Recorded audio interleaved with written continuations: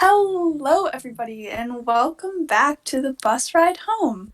This episode is very interesting, and we will be discussing some frequently asked questions about preparing for grade 9. It will include picking a school, what's different about high school, and what to expect when you get there. So, our first question we received was, how do I pick a school/program? This is a very good question. Julia. What do you think? So the first thing I would do to pick a school program is to figure out what schools are around you and which schools you'd be interested in. So likely your elementary school is going to give you a whole bunch of information about like just one high school that they want you to go to, but you don't always have to go to that high school. You can pick whichever one you want. So I would like go to as many open houses and grade 8 nights as you can to get information about the schools that you think you're interested in, and then from there you can kind of weigh the pros and cons of each school and decide for yourself which school you want to go to. And I would take into consideration like what your teachers have recommended to you if they've said anything about it and your parents, but also make sure that you're thinking about your own long-term goals and you're not just deciding to please your parents or your teachers. When I was trying to pick what high school to go to, I had a couple different options actually. So for me, it was kind of between doing like a more academic program, being IB, or doing a arts program at a different high school. And I think like those are two very different things. I feel like, and in the end, I think if you want to do, in the future that you want to do something that might be more rigorous, any kind of maybe post like undergrad after university, like med school or rigorous programs like engineering, those kinds of things, you might want to think about a more academic pathway. But maybe if you haven't completely decided what you want to do yet, think of like what you think you would enjoy more now. Like if you really like arts and there's an arts program available, go with that if you think you're going to have more fun there. Even if you do end up wanting to do something maybe more like sciencey that maybe would have been better with the academic program, you'll still be able to do whatever you want to do. You'll still get your regular high school credits, but you'll also have something fun that you can do. Also, definitely consider convenience as an aspect of your choice because you may think you're able to get up at 6 o'clock to get to this dream school of yours on time, but is the hassle worth the end goal? Do the ends justify the means? Are you willing to put in a lot more effort, even if the result and the fruits of your labor aren't as beneficial as the work that you put in? It's just something to consider. It's not all about which school or which program you choose. Although it does play an important factor, it also, like your performance at school very much depends on how bad you want to keep those good grades or how bad you want to participate in extracurriculars or how bad you want to be in this club.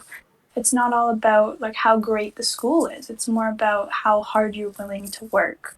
I think also, especially if you're wanting to go into post secondary education, you should really think about well, what do those admission officers want, right? Do they want really high grades? Is that what they're looking for? Are they looking for a lot of extracurriculars, academics? You also kind of have to consider what is available, what opportunities does each, I guess, high school or program offer. Kind of understand well, these are the benefits and these are negatives. I think also another thing to consider when choosing high schools is the environment that they have, right? So kind of like what Julia said, go to multiple open houses and such, but also just going on, social media. If you could contact people that already are going there, they're already in that environment all the time. They can tell you how things are going, right? They can tell you whether or not the school has AC in the summer. Like they can tell you that. So I wish they had consider, AC. yeah, me too. I long for AC. Just consider reaching out. Like it's not no one really cares. Make good choices, everybody. Enjoy your choices. Stay in Don't school. regret them. Don't do drugs. Stay in school. All right, that leads us to our next question, which is how is high school different from elementary school? I mean, you got the obvious, like, you're not in one classroom with one teacher for the whole day. You have, depending where you live and what school you go to, multiple, maybe like 4 to 6-ish classes a day, all with different teachers, all with different kids in your class. So I feel like that's the obvious one. It's definitely a different environment, and it's something that does take a bit of adjusting to get used to. I think the high school environment also allows for a lot more independence. Like they trust you a lot more. So it's a lot more independence, and they give you kind of let you run around at lunch and such. But it also comes with a lot more responsibilities that you have to account for. Also, another one of the main differences are exams. I don't know for any of you guys, but when first semester exams hit me, they hit me like a truck because I had no idea how exam days are structured because they're very different from like your normal day to day schedule and such. They're at very specific times, and then once you've done your exam, unless you have a reason to stay around, you can kind of just leave. And also, I think for me, the transportation was very different. It was like totally different. Normally, we have like buses that take you to like that go to different areas of the city. I think for exam days, they just had every bus take you to like the central hub. Like that was where it was. Definitely ask around again. People that are older than you are they're definitely willing to just help you out. Not everyone's mean like in the movies. And I think definitely in grade 9, your teachers are very good at explaining things too. At least mine were. Like they understand that you've never done this before, and they understand that you've never taken an exam before. And at least in my experience, they were pretty helpful with giving us reviews and reminding us that we should be studying and kind of showing us how we could go about doing those things. Like I said, they know that we haven't done it before. And they were pretty good at laying out like the exam schedule and telling us, okay, you need to be here on this date and this date. And these are when your hours are for your exams. I think if you have any questions, you should definitely ask people older than you who've already done it, and then also ask your teachers because they have administered exams every single year, so they definitely know what they're doing. Definitely asking people around that take that big word time, take that initiative. I think a lot of schools, or at least that I'm familiar with, they offer other kind of tutoring or helping, especially academic wise. There might be student tutors, kind of senior kids that are willing to around. Obviously, there's online videos. Having different teachers teach things. So even if it's someone online, just having it explained in a different way sometimes helps the concept clicked. Obviously, I'm not good at English. Helps the concept click. And also just asking the teachers after class because they're not necessarily going to go up to everyone and say, hey, how you doing? And you have to go and put yourself out there. Another thing that I've personally found is that the teachers, they can sometimes feel a lot more like distant almost. In grade school, there's like one teacher for like 20 kids, and that's all you have. You have one teacher basically. So it's much easier to like build a relationship between you and that teacher. But in high school, it's much more like they don't care unless you force them to care. So you have to work a lot harder to build that kind of rapport between you and your teacher and or supervisor.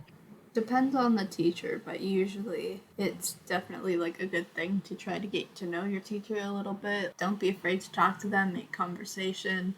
You will most likely start to get more comfortable with that teacher, and then from there you could feel comfortable like asking for help when you need it. Yeah, and I think from an academic perspective, it's the same thing. Like if you get to know what your teacher expects of you, like often they'll go over at the beginning of the year what they expect of you in terms of completing your homework and everything. Always do your homework, by the way, that's really helpful. But also like getting to know how the teacher expects you to hand in work and then kind of work they're looking for, how they like you to lay out your question and answers. It'll definitely help you to get better grades easier if you are formatting your work in the way that the teacher wants it done, because then they're not chasing you down or just giving you bad grades because you're doing something and presenting it the wrong way. One last way that high school is different from elementary school is definitely like school spirit and spirit events. Like I found that in high school, Yes. we do a lot more things with the school community and we're involved in a lot more like fundraisers and special events, assemblies, different just fun things to do around the Yeah. school that they plan. And I've had so much more fun in high school than grade school from all the things that we get to do.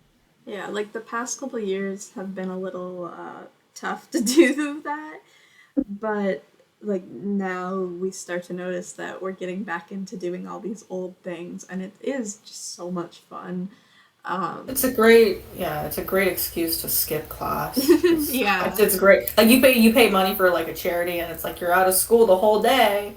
Like that's great.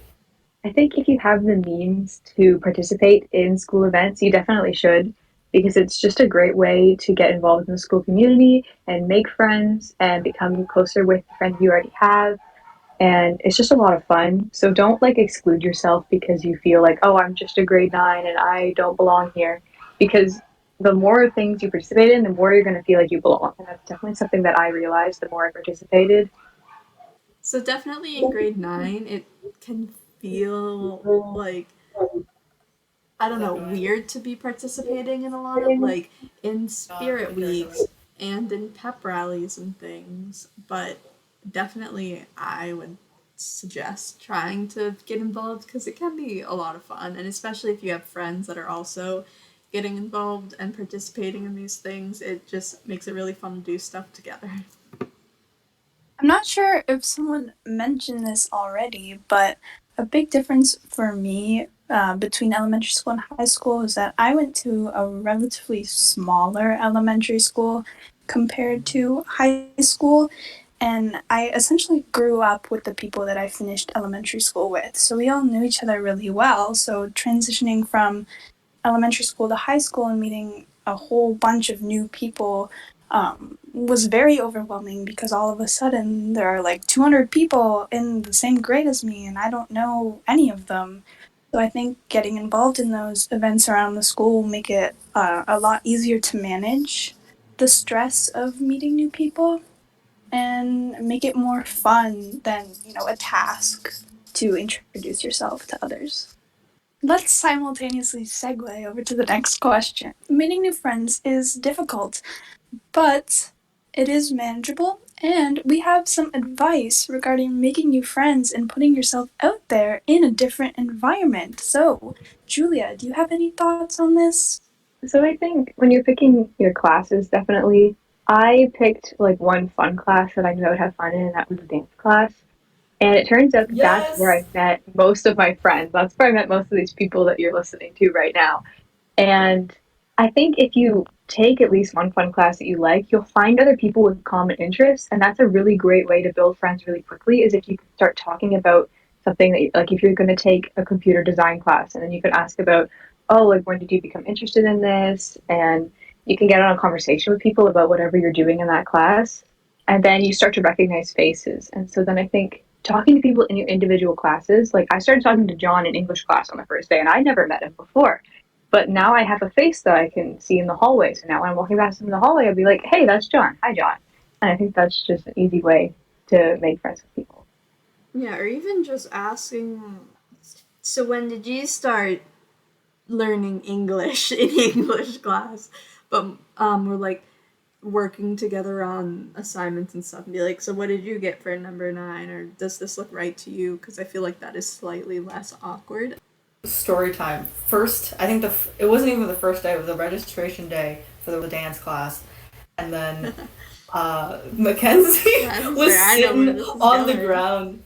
Mackenzie was sitting on the ground. Don't make it sound like that. That makes it sound sad. There were no. It's a dance room. There are no chairs. There are no desks. We were all on the ground. I wasn't just sitting on the ground. But you were sitting. I think it was. I don't know. Was Morgan there? I don't remember. It was me and Morgan. It was. They were both sitting there, and they were so quiet. While there was a group of people. I'm guessing they knew each other. They were really loud, and they were talking in the back. But then I just walked over to them, and I'm like, "Hey guys, don't you hate gym?" That was the only reason I took this course, because I didn't want to do gym. So I was like, I'll do dance one instead. I really don't want to do gym. And then we complained about gym for like 15 minutes straight. You guys are all lucky you didn't have to do gym. It was hell. You didn't have to do gym either. You went online. It was 2020. It doesn't matter. I had to do like 2 weeks of gym. It was the worst 2 weeks of my life. Yeah, so that's how that's how the gang formed. And then Mackenzie brought in John, and then Julia also brought in John, and then I brought in Julia because she was also sitting on the ground lonely at some point. We're all just sitting on the ground lonely. Listen, that class is just literally just sitting on the ground lonely. How to make friends? Go find someone who's sitting on the ground and looks lonely. That's true. You should do that. That's true. I think, yeah, just showing people that you exist. Like, just be like, oh, that person exists. Yeah, I know. Michelle found me. We went to a different classroom for like the second day of dance class, and I was looking very lost, just sitting like, what do I do and where do I go? And Michelle kind of came up to me with Mackenzie and was like, hey, do you want to go this way with us? And I was like, okay. And here we are. So thank you, Michelle McKenzie. Best decision of my life. Go that way. Best decision of my life. What was the original question? I totally. Any more advice regarding making friends? Oh, I have some great advice.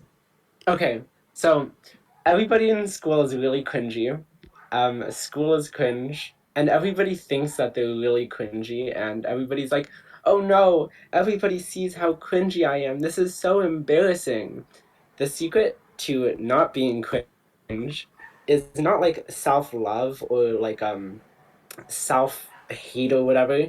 The secret is self-indifference. You need to not care about yourself, and you need to adopt this little thing I like to call Godfidence, and you need to be able to recognize that everybody else thinks that they're cringe, and that in reality, nothing matters, and just go and have fun with people.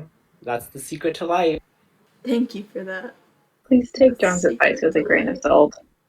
Or like Or a just brick don't of salt. take it at all. Yeah. So, our last question for today is what is the best advice school wise that someone has given to you and that we can give to our audience? The best advice somebody has given me, never date a senior. That's my advice. It's a terrible idea. In fact, don't date anybody at all. Everybody's a loser. Just die alone. It just sounds like you're lonely, John. Not gonna lie. I love myself to be lonely. I agree with the senior thing, but like the anyone at all, you're lonely, John. Just accept it. Well, maybe you don't need to be with someone. You can just, I don't know, spend your whole life doing academics, become a really rich entrepreneur, and then buy a $12 million castle mansion in Evergreen, Colorado. I'm moving in with you. The advice I'm about to share, no one told me, and I think that's why it's very important to share it. A lot of people, when they are transitioning into high school, they think that it is going to be a seamless transition and everything is going to be perfect, but unfortunately, that could not be more false. What I'd like to say is that it is okay. Maybe your grades are going to fluctuate, and maybe you're not going to be the most popular kid in school. But it's okay because you have 4 years of high school and you have a lot of time to improve upon like yourself and your self-confidence, and you have a lot of time to meet new people and get used to your environment. So you don't need to be, what am I saying? Compromise? Compromise? Compromise? I think what you're trying to say is that like as kind of basic as it sounds, high school really is a good time to like find yourself and I guess like develop your interests and your hobbies, and through that like your personality. Flaunt your personality. I sure do. Too much, in fact.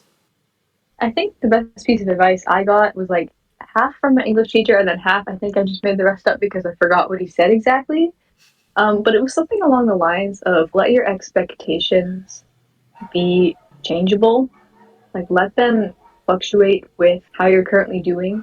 Like if you went into high school thinking I'm gonna get 95s in all my courses, and right now you have like an 85, but you didn't know how hard that course was going to be before you even got into high school. So you can't really hold yourself accountable to the expectations you had before you knew what a realistic expectation was. So if you had, or you went into high school having the expectation of I'm going to have 10 friends by the end of the second day, but you didn't realize that that's not realistic for you, you're going to be disappointed by the expectations you set for yourself before you even got into that situation. So I think you should allow your goals to be flexible and to be changeable as you learn more about the situation that you're in. And just remember, in the words of the Russian philosopher Katya Zamolodchikova, just be yourself, and if nobody likes that, change. All right, we'll wrap it up there. Thank you so much for listening to the bus ride home.